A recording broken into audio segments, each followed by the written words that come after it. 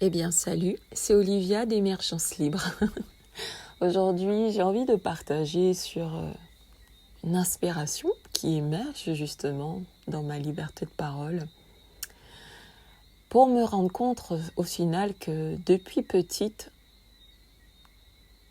il y a eu la peur de mon propre mystère intérieur, la crainte de mon propre savoir intérieur, la peur de ma divinité intérieure, de cette puissance en moi que je sais m'avoir placée dans cette vie pour une raison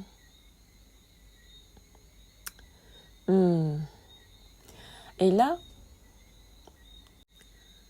là, on pourrait se dire, mais c'est le cas pour tout le monde. Ben là, je ne suis pas là pour parler pour tout le monde, puisque chacun d'entre nous porte dans le global une unicité, oui, c'est vraiment ça, une empreinte énergétique, une signature qui lui est propre. Donc, ce que d'autres appellent la fréquence, son son originel, son son primordial, son propre écho, sa propre résonance, qui du coup amène à vivre, à expérimenter, à tout un tas d'informations dans cette énergie subtile, et que là, tout de suite, l'image que je peux associer à cela, c'est un vortex, et que ma fréquence, mon son originel, est au centre de ce vortex. Et qu'autour de cela, énormément d'informations vibrent, tournent à 360 degrés, de manière continue, et voilà.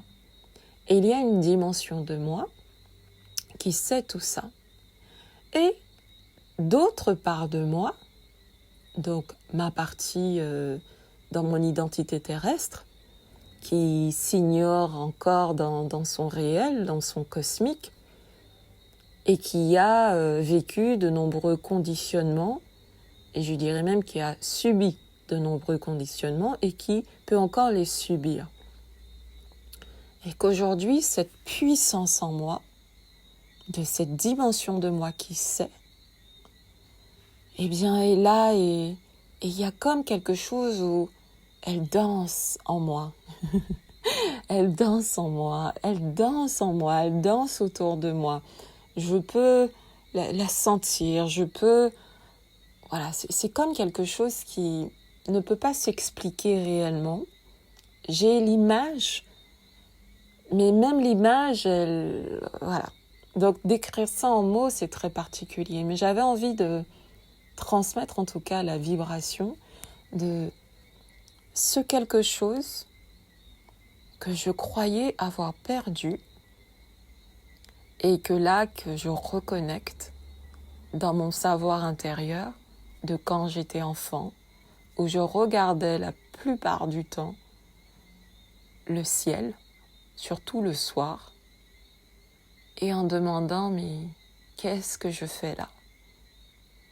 Quand est-ce que vous venez me chercher? C'est ces questions-là que j'avais enfant. Quand est-ce que vous venez me chercher? Et c'est quelque chose qui est tellement puissant qu'au final, on appelait ça à l'époque le somnambulisme, où chez moi, il m'arrivait de me réveiller dans la nuit et de me diriger vers la porte d'entrée de mes parents. Et heureusement que cette porte d'entrée faisait du bruit, et donc, du coup, je ne pouvais pas partir. En tout cas, ça ne pouvait pas me faire partir comme ça. On me ramenait dans mon lit. Et donc, de ce fait, j'ai vécu de nombreuses terreurs nocturnes. Beaucoup de terreurs nocturnes. Je me souviens que dans de nombreuses nuits, je gardais les yeux ouverts, comme en sentant en même temps des présences.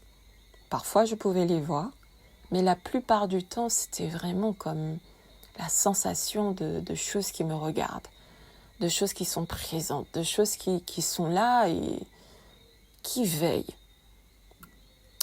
À des moments donnés, je pouvais être bien par rapport à ce savoir de ces présences qui étaient là. Et à des moments donnés, ça n'était pas du tout le cas.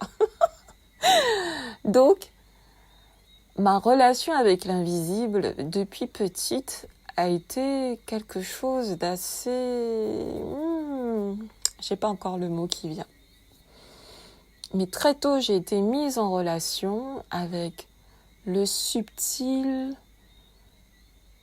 envahissant des informations que je percevais chez les autres, au niveau de leur émotionnel, au niveau des pensées que je pouvais capter.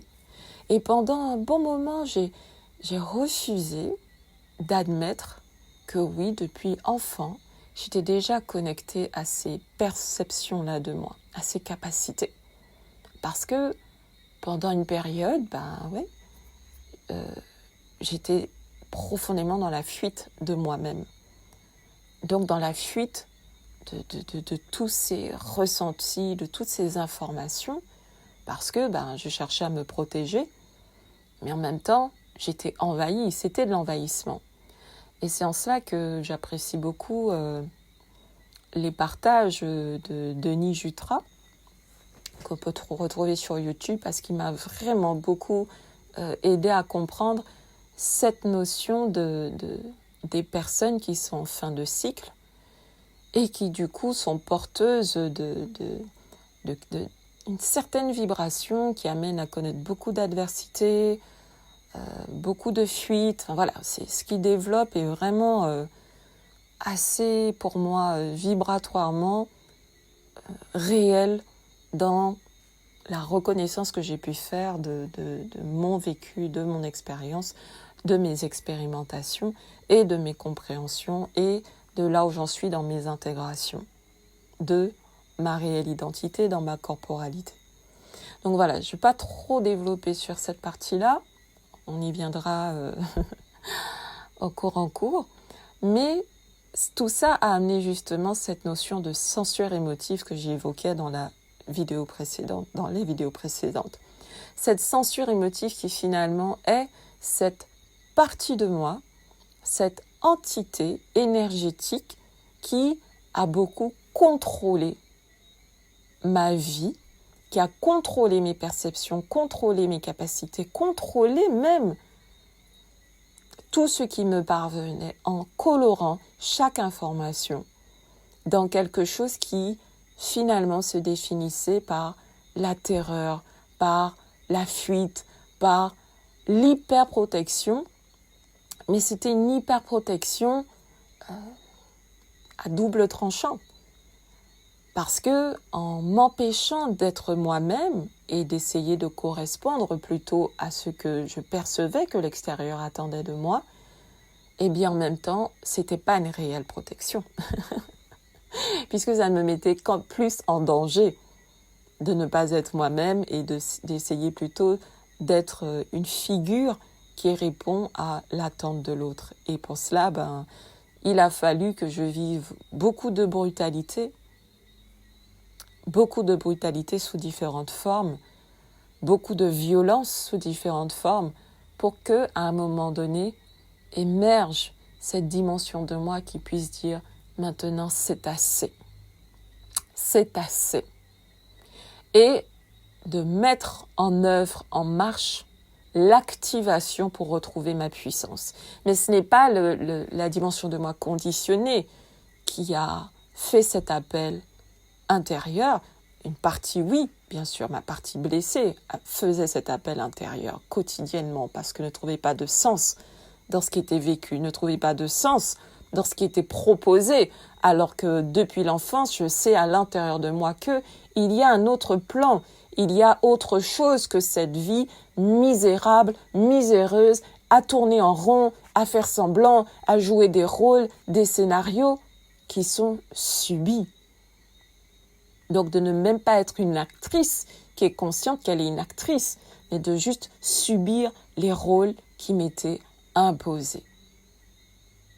Imposée par mon inconscient, imposée par cette censure émotive. Et pendant un temps, elle fut nécessaire, cette censure émotive. Parce que je ne pouvais pas, comment je pourrais dire ça, déjà intégrer ma lumière, donc mon savoir, intégrer toutes les informations qui me parvenaient. Voilà, je les subissais, toutes ces informations. Dès que je rencontrais quelqu'un, même juste un croisement, croiser quelqu'un dans la route, sur la route, mais j'avais des images, des pensées, certaines informations qui, hop, faisaient éruption. Et voilà, j'ai dû porter tout ça et à un moment donné de me couper de tout ça. Mais en me coupant de tout ça, c'était la survie.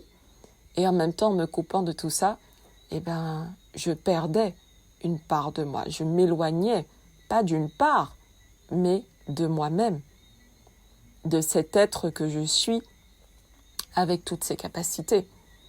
Donc, aujourd'hui, il s'agit de me réapproprier mon invisible en moi, dans mon visible, pour me réapproprier ma vie.